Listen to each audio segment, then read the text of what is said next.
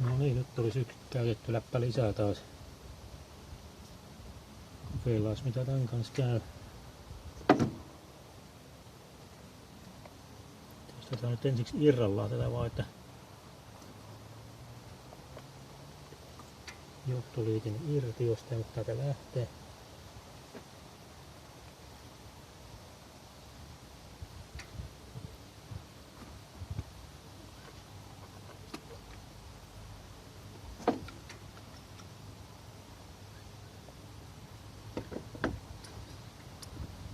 Niin liitin tuohon kiinni ja katsotaan liikkuuko läppä.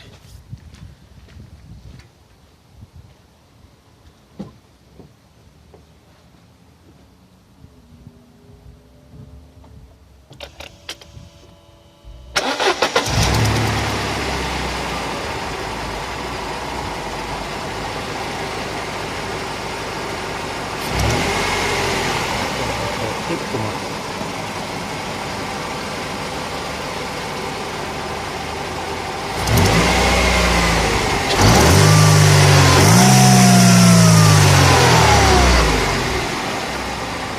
No niin, sehän liikkuu, ei muuta kuin paikalle.